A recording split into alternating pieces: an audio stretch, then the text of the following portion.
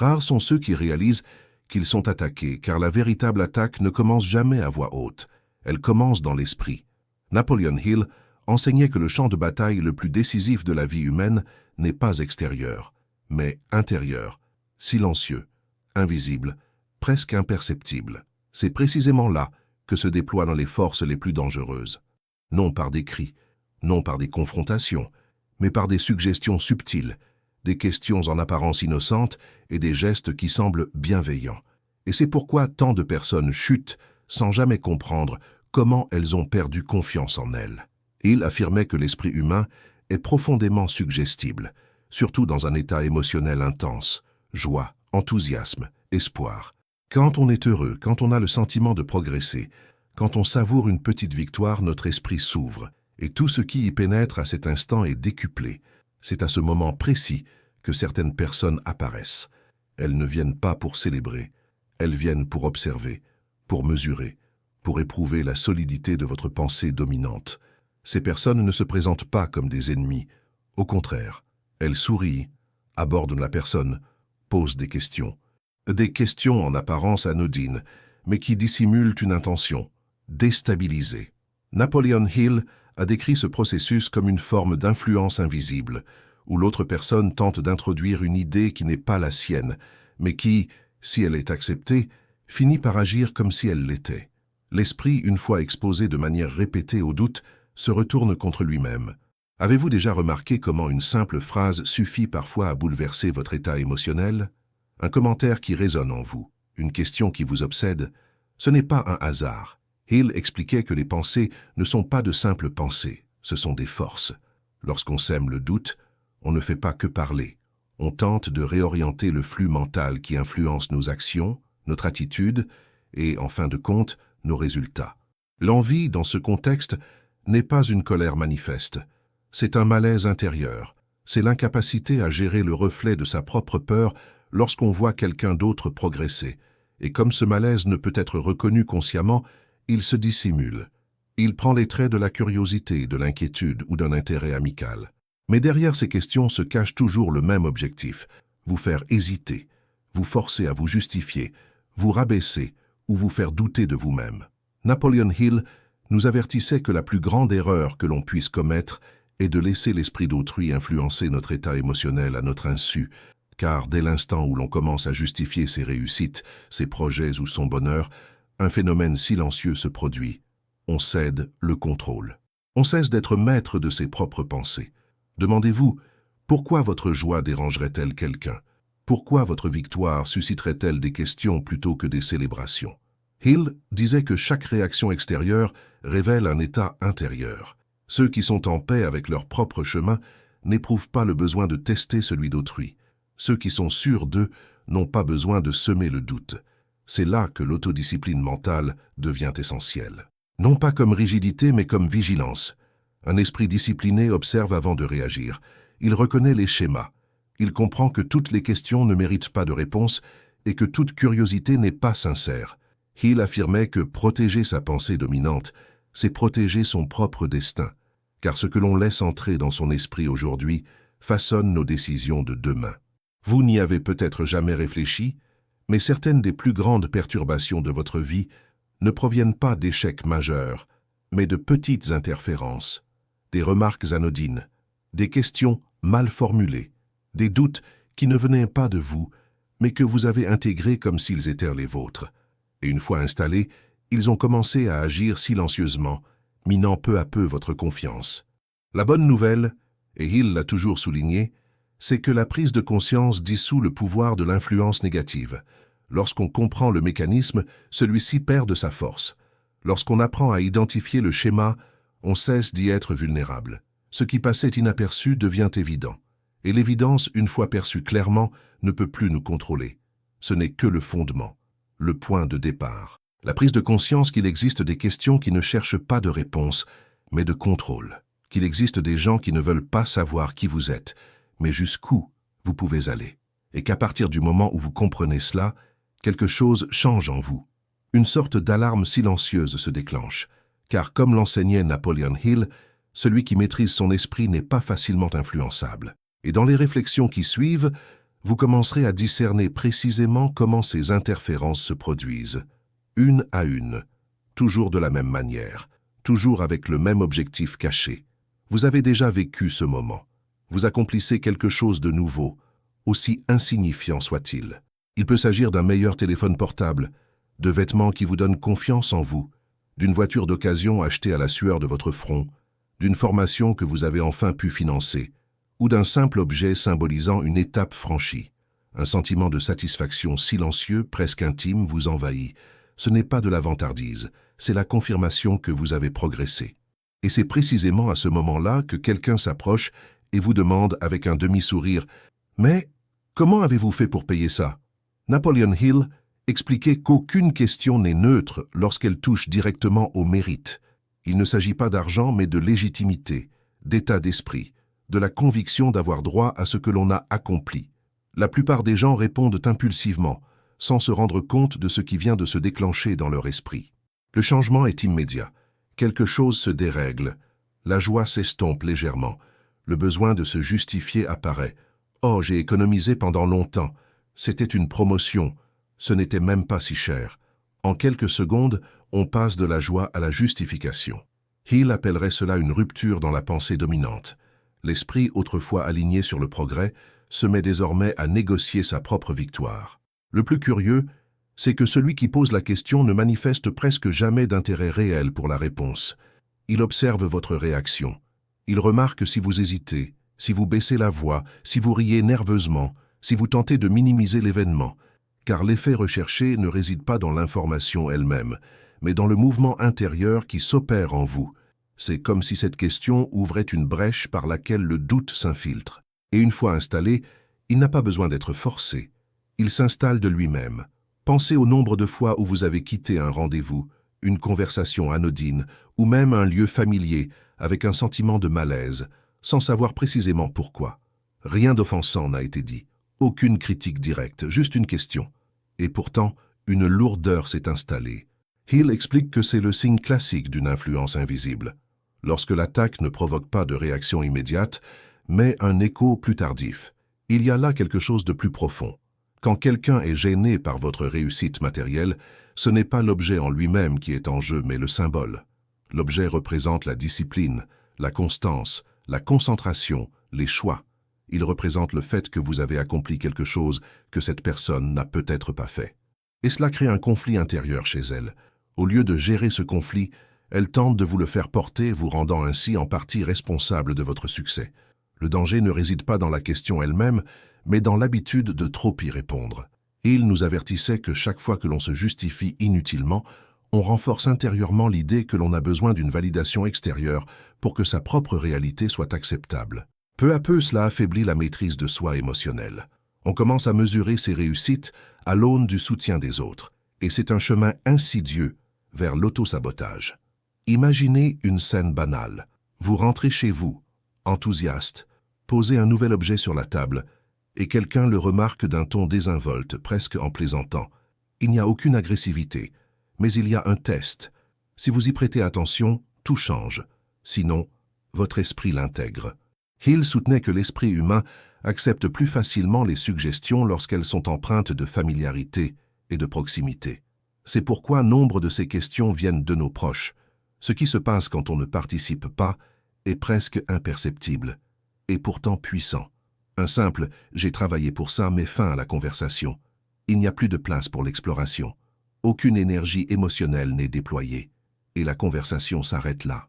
Ce n'est pas de la froideur, c'est de l'autodiscipline mentale. C'est choisir de ne pas laisser une question extérieure altérer son état intérieur. Peut-être n'avez-vous jamais associé ces situations à une quelconque stratégie. Peut-être avez-vous toujours pensé agir par simple politesse. Mais Hill insistait sur le fait qu'un esprit discipliné ne réagit pas par habitude, mais par choix conscient. Et lorsqu'on commence à observer ce schéma, un phénomène curieux se produit. Ces questions se font plus rares, car, au fond, ceux qui mènent ce type de test comprennent vite quand ils ne trouvent aucune ouverture. Voici le premier grand bouleversement. Inutile d'affronter qui que ce soit, inutile d'accuser. Surtout ne cédez pas. Cette influence invisible n'agit que lorsqu'elle trouve un terrain fertile. Dans le cas contraire, elle se dissipe. Et cela prépare le terrain pour quelque chose d'encore plus subtil, d'encore plus dangereux, qui ne s'attaque pas à vos réussites passées, mais à ce que vous comptez encore bâtir. Il existe un moment précis où l'ingérence extérieure devient plus dangereuse que toute critique directe. C'est lorsqu'on ne parle plus de ce qu'on a déjà accompli, mais de ce qu'on compte encore construire. Napoleon Hill affirmait que l'avenir d'une personne commence à se dessiner bien avant de devenir visible, et c'est précisément ce qui le rend fragile. Les idées en gestation sont sensibles. Les rêves naissants n'ont pas encore pris racine. Et c'est à ce stade qu'une simple question peut faire plus de mal qu'un échec total. Vous partagez un projet, non par vanité, mais par enthousiasme. Il peut s'agir d'une reconversion professionnelle, de la création de votre propre entreprise, d'une nouvelle formation, d'une décision qui exige du courage. Vous parlez avec des étoiles dans les yeux, avec le sentiment que quelque chose, enfin, prend tout son sens. Puis, presque toujours au beau milieu de la conversation, quelqu'un incline légèrement la tête et demande « Tu es sûr que c'est une bonne idée ?» Le ton est calme. La question semble posée avec sérieux. Mais l'effet est immédiat. Quelque chose se fige en vous. Vos pensées s'emballent. La confiance qui vous animait auparavant commence à s'effriter. Avez-vous déjà remarqué que cette question est rarement suivie d'une aide concrète? Avez-vous remarqué qu'elle n'est presque jamais suivie d'un « Comment puis-je vous aider ?» ou d'un « Pouvez-vous m'en dire plus sur ce que vous pensiez ?» Pourquoi le premier réflexe est-il de questionner et non de comprendre? Et pourquoi ce doute surgit-il généralement précisément lorsque vous faites preuve de conviction?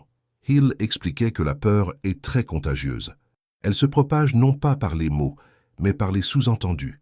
Lorsqu'une personne remet en question votre décision sans en connaître les raisons, elle projette ses propres limites sur vous.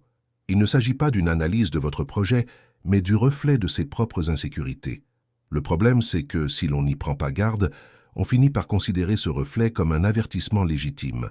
Le cerveau humain est programmé pour éviter les risques. Il recherche l'approbation, le sentiment d'appartenance et la prévisibilité. Par conséquent, lorsqu'on sème le doute, l'esprit se met à produire de lui-même des scénarios négatifs. Non pas parce qu'ils sont réels, mais parce qu'ils sont possibles. Hill affirmait que l'imagination débridée est une arme redoutable contre ceux qui ne maîtrisent pas leurs pensées. Et la question « En êtes-vous sûr ?» ouvre précisément cette porte, celle de l'imagination incontrôlée. Combien de fois vous est-il arrivé de revoir un plan bien ficelé simplement parce que quelqu'un avait exprimé des doutes? Combien d'idées ont été abandonnées, non pas par manque de faisabilité, mais à cause d'un excès d'avis extérieurs? Et combien de regrets sont nés non pas d'échecs, mais de tentatives qui n'ont jamais eu lieu? Il y a quelque chose de presque invisible dans cette dynamique. La personne qui sème le doute n'a pas à en subir les conséquences. Elle reprend ses habitudes. C'est vous qui en portez le fardeau. Hill a appelé cela un transfert émotionnel inconscient. Quelqu'un se décharge de son anxiété et passe à autre chose. Vous en subissez les conséquences. Et si vous ne faites pas le tri, vous finissez par confondre la peur d'autrui avec votre propre intuition.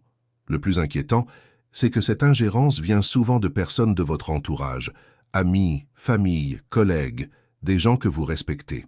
Cela amplifie l'impact, car on associe généralement proximité et crédibilité.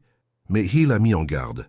Toutes les intentions ne sont pas conscientes. Souvent, ceux qui tentent de vous freiner ne veulent pas vous voir échouer. Ils ne supportent tout simplement pas l'idée que vous vous aventuriez sur un terrain qu'ils n'ont jamais osé explorer. Vous êtes-vous déjà demandé combien de décisions dans votre vie ont été davantage guidées par la peur de l'erreur que par le désir de bien faire? Avez-vous remarqué que certains choix semblent avoir été faits pour préserver la paix autour de vous, plutôt que pour honorer votre vérité intérieure? Et si votre stagnation n'était pas due à un manque de compétences, mais à un excès de voix intérieure? Un esprit discipliné réagit différemment. Il ne s'engage pas dans des débats émotionnels. Il ne cherche pas à convaincre à tout prix. Il maintient sa décision avec calme. Un simple « oui, j'y ai bien réfléchi » suffit à clore le débat. Non pas parce qu'on est incapable d'écouter d'autres opinions, mais parce qu'on choisit quand et de qui les écouter. Hill insistait sur le fait que la concentration consciente consiste à savoir ce qu'il faut ignorer, et ignorer certains doutes est une forme avancée d'intelligence émotionnelle. Il s'opère un changement silencieux lorsqu'on adopte cette attitude. Les gens le remarquent, certains prennent leur distance, d'autres modifient leur ton, et l'on commence à ressentir quelque chose de nouveau, Une certaine légèreté. Non pas que tout soit devenu plus facile, mais parce que l'on ne porte plus ce fardeau seul. On commence à distinguer la prudence de la peur, les conseils des projections, la bienveillance du contrôle. La plus grande révélation de cette section est peut-être la suivante. La plupart des gens n'échouent pas parce qu'ils en font trop, mais parce qu'ils écoutent trop. Hill affirmait qu'un désir précis exige un isolement mental temporaire, un espace intérieur où l'idée peut se développer sans être remise en question. Lorsqu'on apprend à protéger cet espace, un phénomène puissant se produit. On commence à avancer malgré la peur, car on comprend que la peur n'est pas le signe d'une erreur, mais celui d'un territoire inconnu. Et c'est précisément lorsque vous commencez à aller de l'avant malgré les doutes extérieurs que surgit un autre type d'interférence.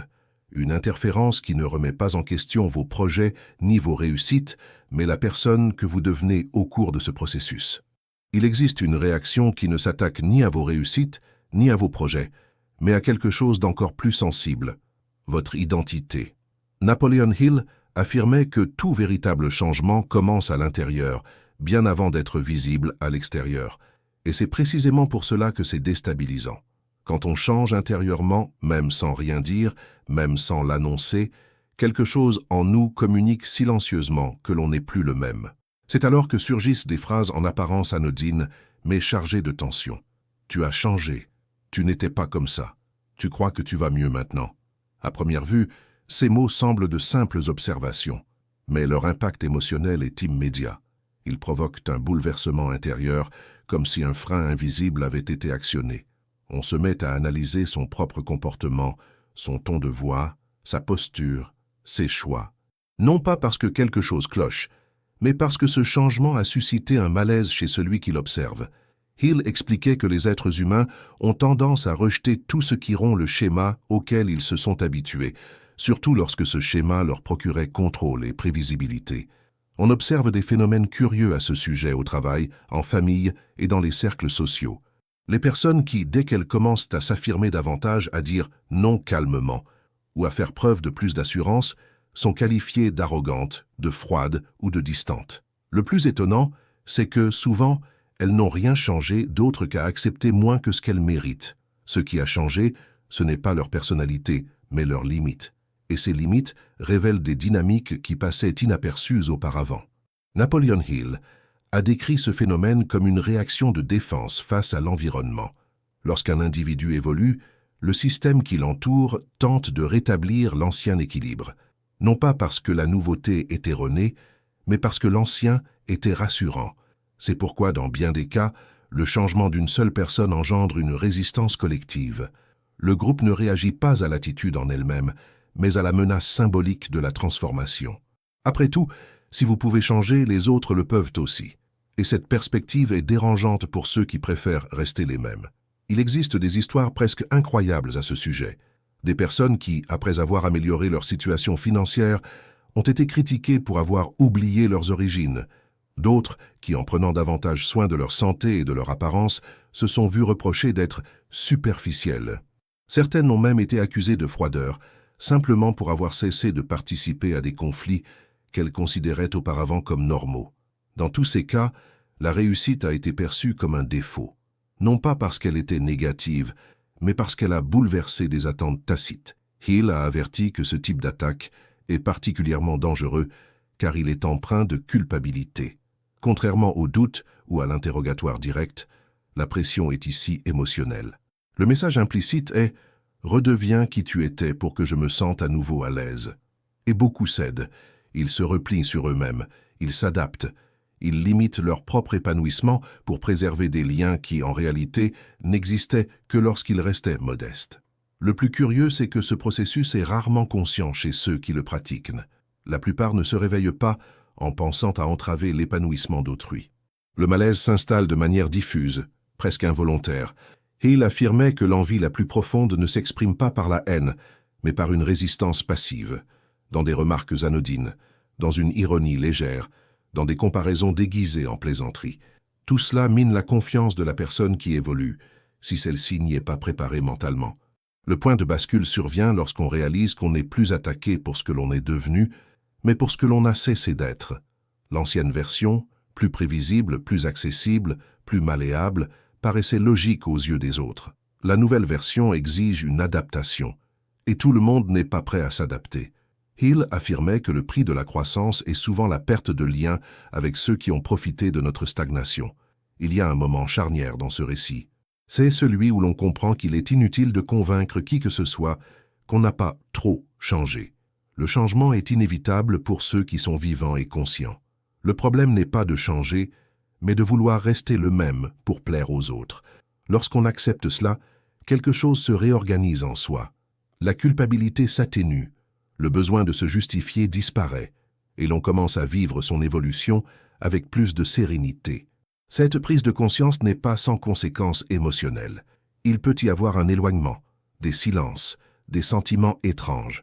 Mais Hill nous a rappelé que toute transition exige une période d'adaptation.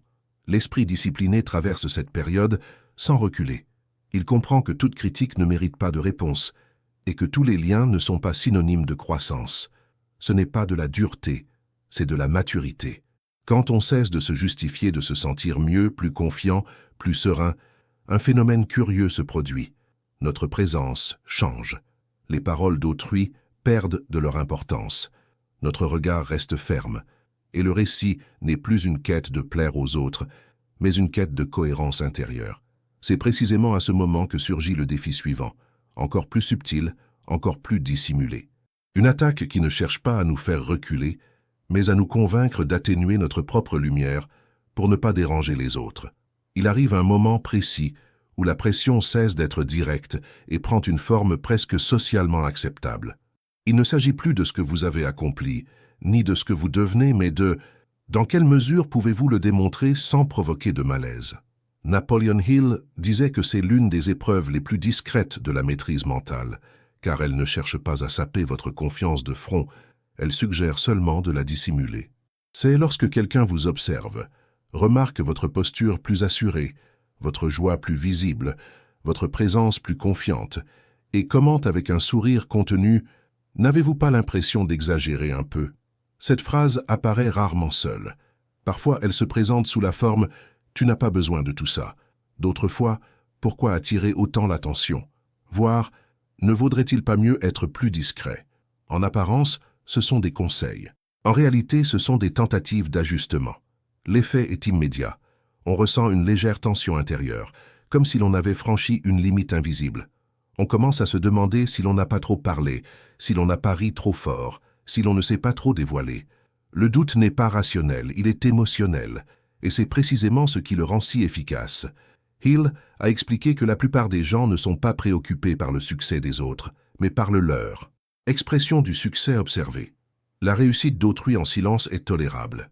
Voir quelqu'un heureux, épanoui et présent suscite inévitablement des comparaisons. Et comme tout le monde n'est pas prêt à y faire face, on tente de rabaisser l'autre à un niveau acceptable.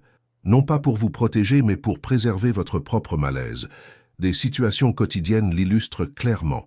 Une personne qui se met sur son 31 pour un événement se voit reprocher d'en faire trop. Quelqu'un qui célèbre une réussite se voit lancer une remarque ironique le traitant de prétentieux.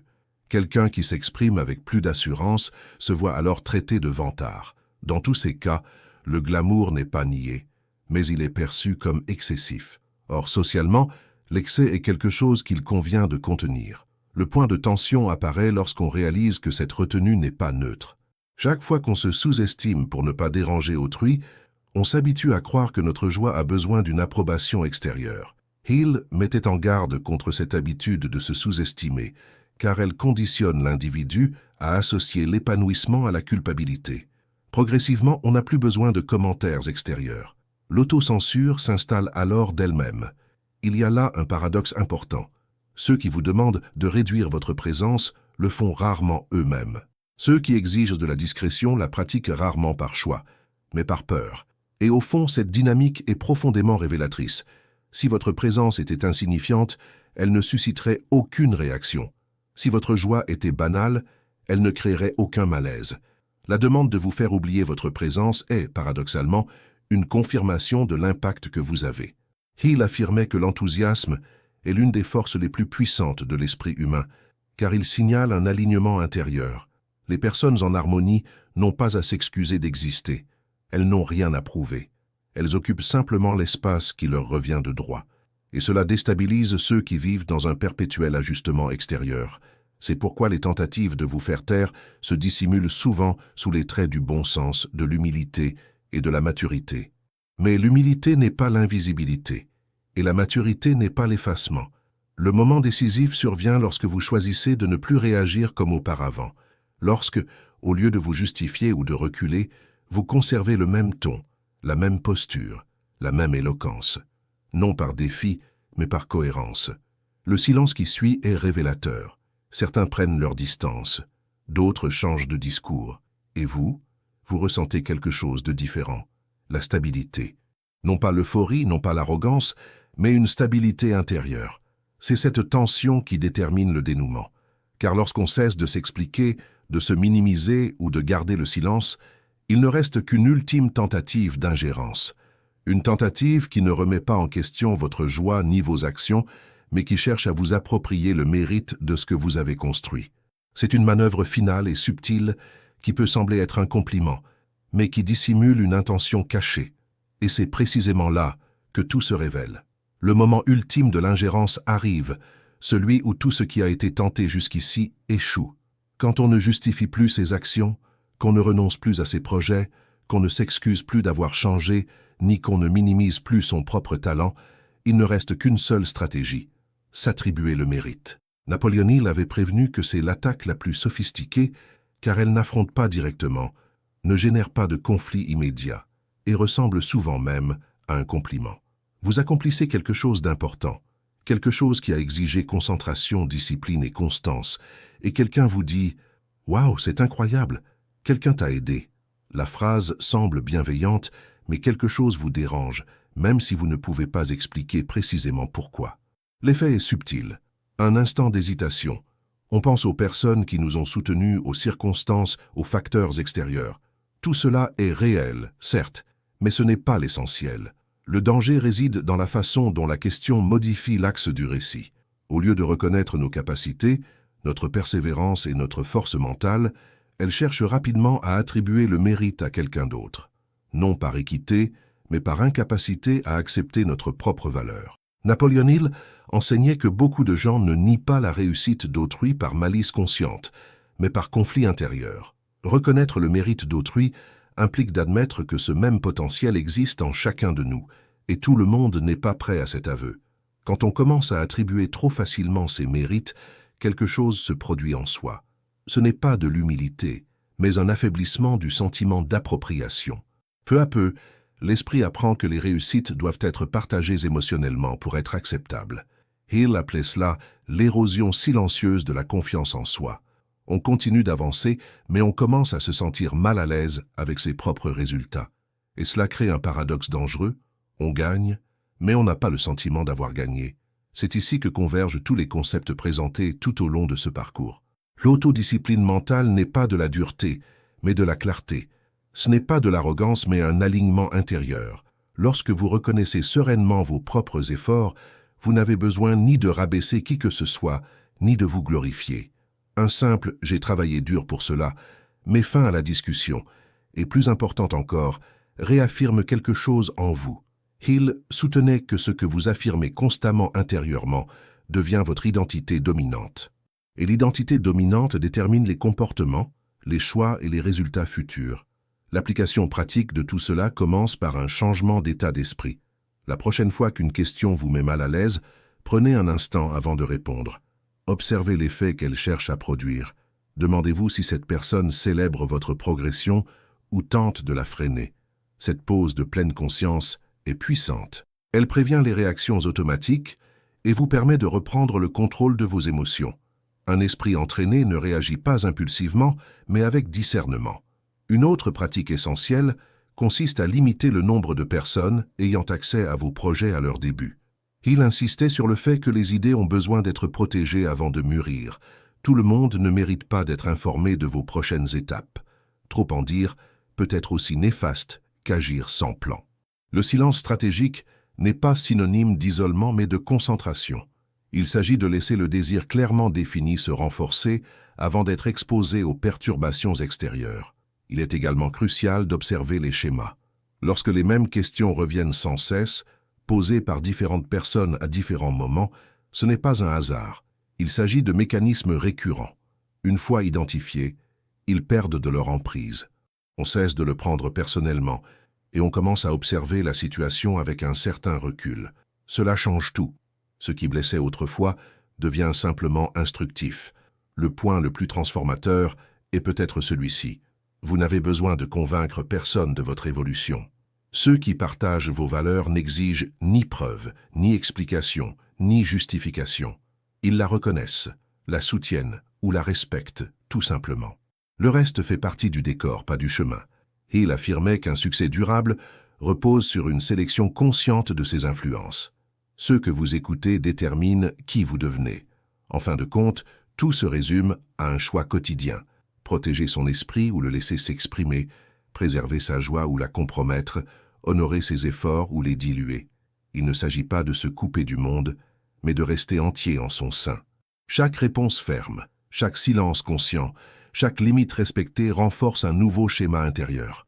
Et ce schéma se reflète à l'extérieur, attirant des situations, des personnes et des opportunités compatibles avec la personne que vous devenez.